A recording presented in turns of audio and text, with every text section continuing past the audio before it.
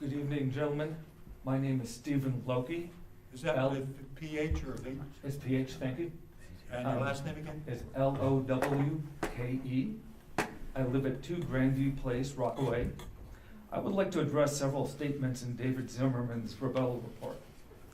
According to Mr. Zimmerman, the approval was for a salvage operation which is substantially similar to the use of the premises since 1949-1950, and therefore is a continuation of non-conforming use.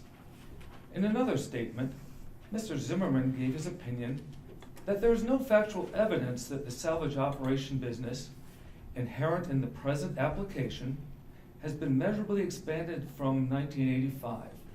It was granted approval for salvage use on 7.47 acres, and the present application is for salvage use on 7.47 acres. There is no expansion.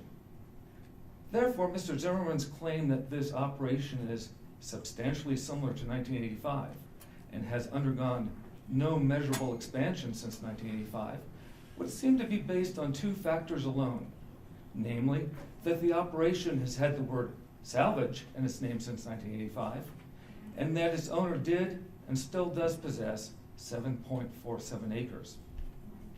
According to another statement by Mr. Zimmerman, trucks, cranes, and heavy equipment may of necessity change depending upon the scrap being processed.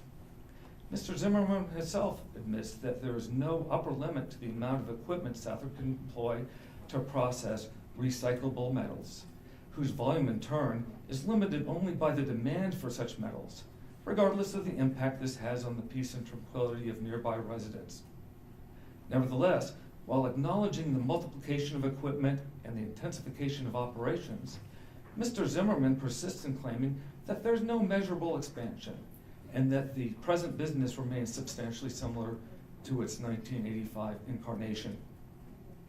The present extent of the business is illustrated in picture 3 previously submitted. It should be evident that the business can and has been expanded and changed within the compass of 7.47 acres.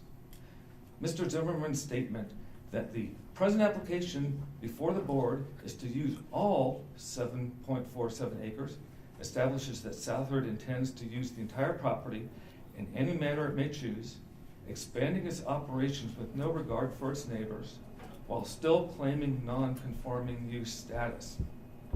I ask the board to deny the request for a variance and to require Southard Salvage to return to the operation envisioned in the 1985 resolution.